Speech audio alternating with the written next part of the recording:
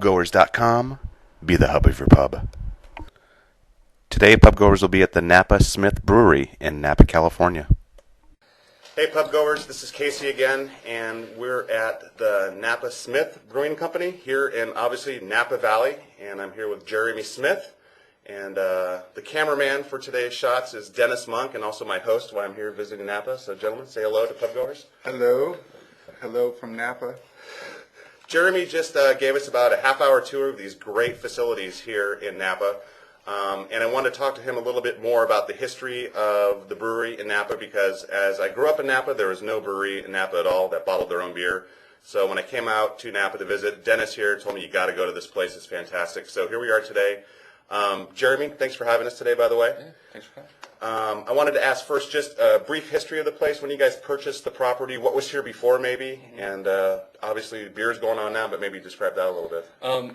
We bought this facility 3 years ago, and it used to be a sake factory before that. And the reason we got into the beer industry is because we bought a castle in San Francisco called Albion Castle, and was the first brewery before Prohibition on the West Coast. And just got us interested in the whole thing, and so when we did that, and then we decided, we want to be really big, so we bought this place. A castle wasn't big enough? No, a little castle.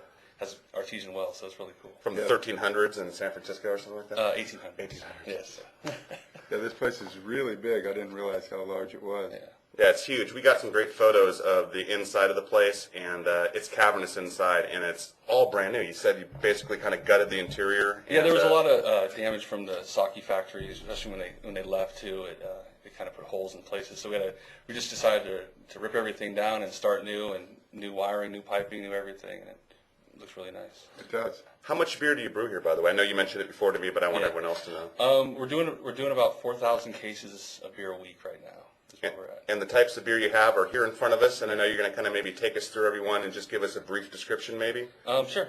We'll start the lightest, which is the wheat beer. It's an American style, which means it's filtered. Okay. It has a nice, refreshing taste. Don Barkley, our master brewer, puts ginger in it to give it a nice little taste flavor to it. And you're starting to pair these beers with certain foods, you're saying, right? Yeah, we're really big on the beer going with food aspect of things, and we want to kind of bring that back, because everyone thinks of it as wine pairing with food, but beer could go with food too. So on each one, on the back we have the pairings, and for the wheat, we got grilled fish, barbecued meats, and marinated pork chops. Can it still go with a hot dog? Everything. Yeah. All right. What's your most popular of the beers that you sell right now? The pale ale is our most popular. It's our flagship brew that we make. Just goes really well with a lot of things and tastes great and has that refreshing flavor that almost all our beers have. And these are all big beers here too. Yeah, the 22 ounces. And you were mentioning your website does have the availability for people to call in and then order some beers. They're working on the e-commerce part of it, where you could actually order the beer off online and we'll ship it to you. Not there yet. But they can order over the phone? Yeah, if they want beers. they call in, yeah. Okay, perfect. You're mentioning some seasonal beers you come out with. What's on tap right now seasonally? Right now it's the Lost Dog, which is a red ale. All our seasonals are they're higher in alcohol, which is really good, and the red ale has a lot of flavor to it. How much alcohol in the red ale? 7.2%. Yes, nice, like that. Other seasonal beers you might do? Do you do any kind of summer beers or winter beers? We're going to have a fall beer, which we don't know the flavor yet, and we have a winter beer called Bonfire, which is an Imperial Porter, which we started brewing last week. So in a couple weeks it should be ready to go. Alcohol content on that? It's 8%. 8%. That's fantastic. I see you got a sign out there, Oktoberfest. Yeah, we got.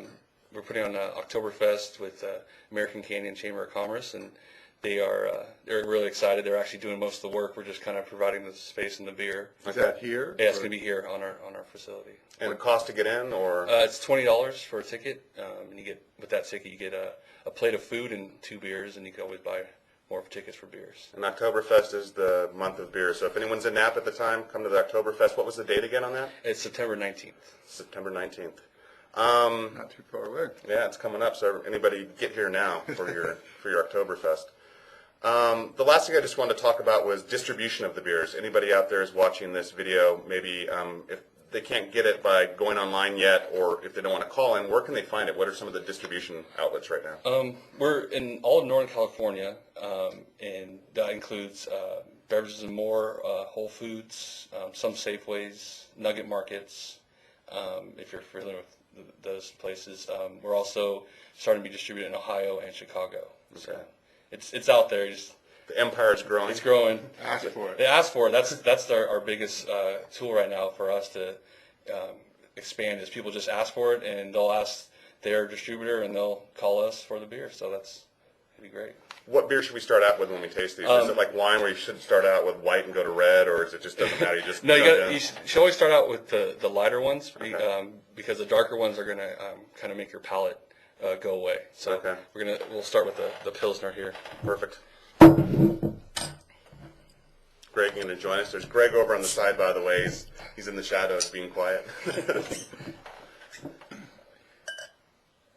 And the brewmaster, he's hard at work brewing beer. Yeah, Don so Barkley? busy. Don Barkley, yes. He's out bottling beer right now. You guys working and not talking to the press. That's all right. Hard-working guy. The Pilsner has 70% German grains and 30% Czech grains in it. Oh, that's fantastic. And Pilsners for me are one of my favorites, just because of the bitey hops. Yeah.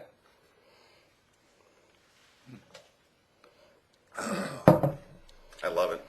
So I noticed when I was talking to a couple of brew pubs lately, a lot of companies are starting to go organic with Yes. their ingredients. Are you guys doing that now or thinking about doing that in the future? We're currently brewing a organic IPA. Everyone's been telling us we need to do an IPA, and we said, well, if we're going to do that hoppy, we may want to make it kind of special. So we're doing the whole organic. Certification to get that. Where do you go get those ingredients at? Are they local, or do you have to go No, pretty far? they're Oregon. Oregon. And the grains are coming from, I can't remember the state, but there's a special place that. Washington and Oregon are huge Yeah. for some of the beer ingredients. I'm loving this Pilsner, by the way. Very fresh. You going to join us at all, or Uh, not on the job? I know when long time ago, when I was in Milwaukee, Wisconsin, I went to the Miller Brewing Company out there, and this was like in the early 80s, mid-80s. You could actually drink during their lunch break. You could have like up to 2 beers, and that's when you could smoke inside also. So there'd be dudes at during their lunch break working at Miller having a couple beers and cigarettes. I'm all, this is the place. Yeah, nice job. I think a guy or two lost their arm in the equipment, and then after that, no more. Any other one that we should try before signing off? The Pale Ale definitely is. Pale Ale? Is the, And that's your personal favorite, That's right? my personal favorite, and we entered it in a contest, and to all our surprise, it won a gold medal right away, and Your first contest? our first brew contest that we entered it in. Where was that at? Up in Reno at the Brews and Blues Festival. Oh, fantastic. You guys won any other awards at all? We've won numerous other local brewery awards, and then also the California State Fair.